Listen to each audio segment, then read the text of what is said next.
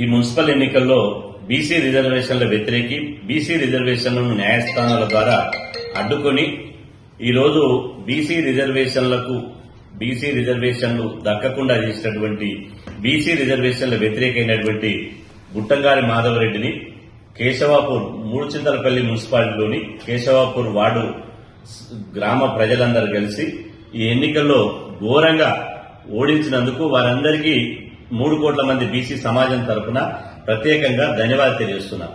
ఇవాళ ప్రధానంగా BRS party ఒక బీసీ వ్యతిరేకి బీఫామ్ ఇచ్చి గులాబీ కండువ కప్పి ఇవాళ తమ పార్టీ ఎమ్మెల్యే ద్వారా బీసీ రిజర్వేషన్లు అడ్డుకున్నటువంటి వ్యక్తికి టికెట్ ఇచ్చి గెలిపించాలని శతవిధాలకు ప్రయత్నం చేసింది. కానీ మేము అప్రమత్తమై ఇలాంటి బీసీ ద్రోహిని చిత్తుగా ఓడించాలని చెప్పి అక్కడ ప్రజలకు విజ్ఞప్తి చేశాం. మా విజ్ఞప్తిని మన్నించి ఇవాళ ఈ మాధవరెడ్డి లాంటి బీసీ ద్రోహిని ఓడించినందుకు ఇలా బీసీ సమాజం చాలా సంతోషంగా ఉంది. మేము 100% అగ్రకులాలకు రెడ్డి సమాజానికి వ్యతిరేకం కాదు. కానీ ధర్మబద్ధంగా న్యాయబద్ధంగా బీసీలకు రావాల్సినటువంటి ఇవాళ బీసీ రిజర్వేషన్లను గద్దొచ్చి కోడిపిల్లని అందుకపోయినట్టు తన్నుకపోయి ఇవాళ బీసీల ఉసురు తగిలి ఇలా మాధవరెడ్డి ఓడిపోయాడు.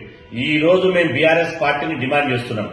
ఏ బీసీ రిజర్వేషన్ల వ్యతిరేకిని హక్కున చేర్చుకుని ఇవాళ పార్టీ ఫండ్ ఇచ్చి రిజర్వేషన్ ఇవాళ మాధవరెడ్డిని బీఫామ్ ఇచ్చి గెలిపించాలని ప్రయత్నం చేసిరో బీఆర్ఎస్ పార్టీ అదేవిధంగా బీసీ వ్యతిరేకి అయినటువంటి మల్లారెడ్డి గారు బీసీ సమాజానికి తక్షణమే క్షమాపణ చెప్పాలి. లేకపోతే బీసీ సమాజం ముందు మిమ్మల్ని 100% బిడ్డా మిమ్మల్ని దోషిగా నిలబెడతామని చెప్పి హెచ్చరిస్తున్నాం. ఈ రోజు ఇవాళ మాధవరెడ్డి లాంటి వాళ్లకు ఇవాళ ఒక గుణపాఠం.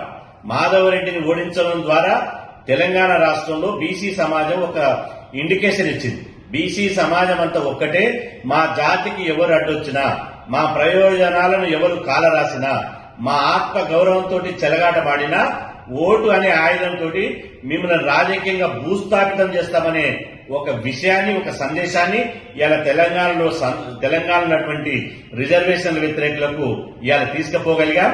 ఖచ్చితంగా నేను దయచేసి విజ్ఞప్తి చేస్తున్నా, ఈ రిజర్వేషన్లు అడ్డుకోవాలని భవిష్యత్తులో ఎవరు కూడా దయచేసి ప్రయత్నించకండి.